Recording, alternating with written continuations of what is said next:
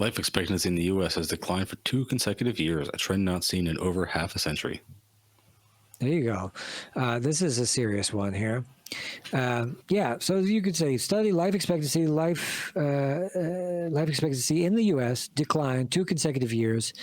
They don't really know why. They have some suspicions, but the United Look at that States. pandemic. Sorry. Yeah, right. That's that Democrat flu. The United States, a nation renowned for its scientific advancements and economic prowess, is grappling with a concerning reality: a decline in life expectancy for 2 consecutive years.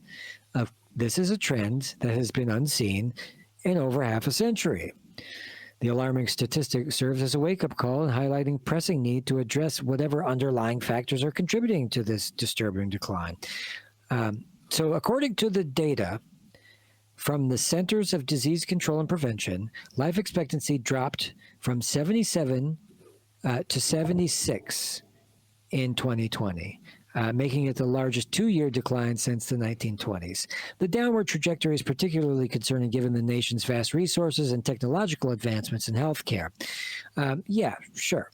The impact on the decline has been disproportionately felt across different racial ethnic groups.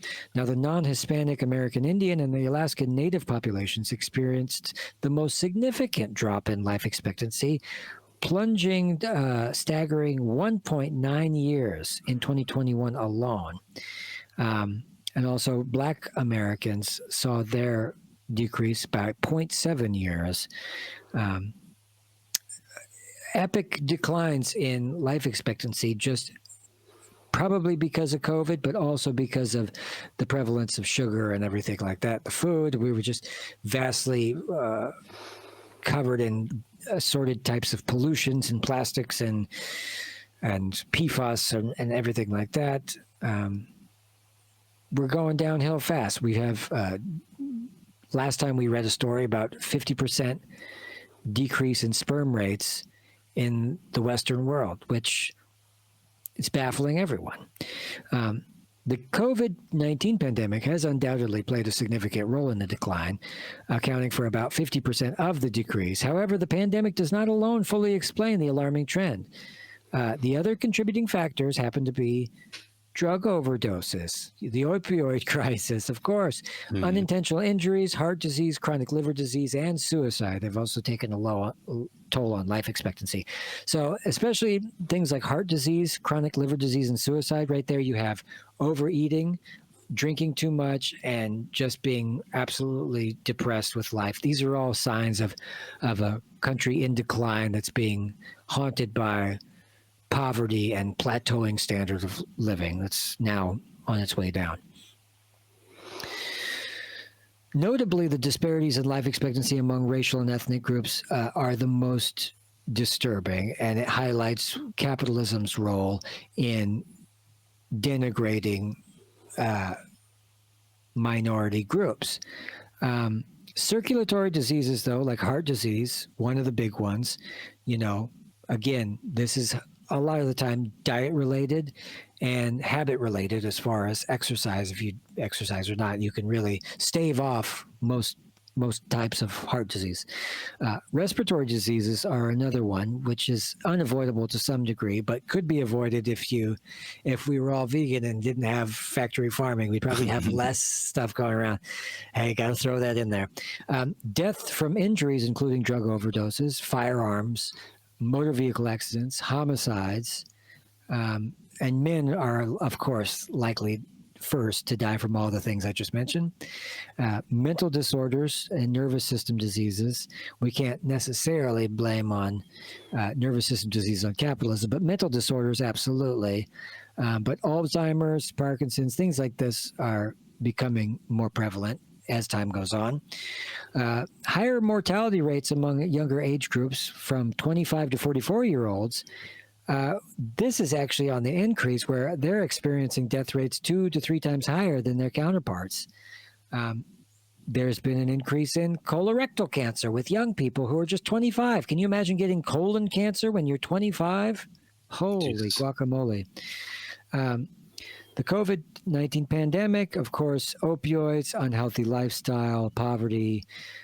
Poverty is to account for a lot of that, But unfettered capitalism, driven by the relentless pursuit of profits over societal well-being, is definitely exacerbating this situation. This system, of course, as you know, Mike, rewards the accumulation of wealth at the top while leaving many Americans struggling to make ends meet. They're often forced to make difficult trade offs, like my buddy who had to ration his insulin and ended up having a heart attack because of it, because he was homeless. The consequences of the inequality are so far reaching. It manifests from various forms.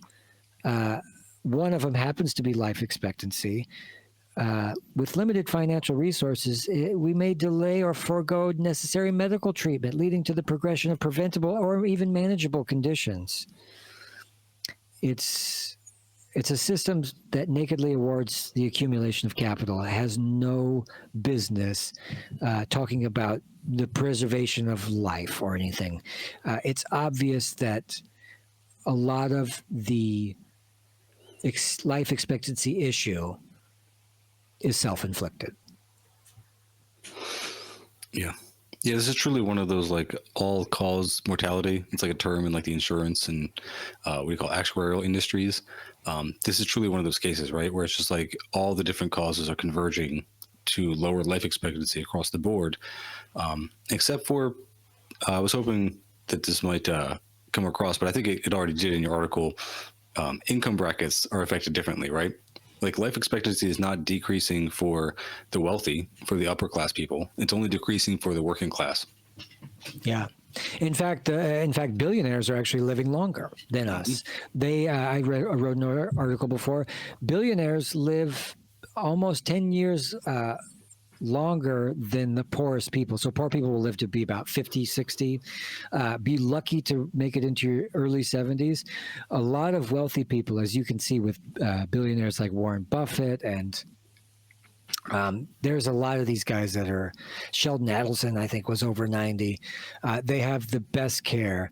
They're constantly, tuned up. They come into the shop and they get tuned up. They get jacked up and they get their tires changed and their oil changed. No, they get round the clock medical care. The doctor comes to their house. The other thing is the statistics for how long rich people live and when they die and what they die of is actually a secret to us, because those records aren't turned over to the public for data purposes. They usually obfuscate those and hide those, and so we have limited information on what it's like for rich people in their dying day. They'll actually move all the hospital equipment they need into their house, right? So there won't be no witnesses, eh?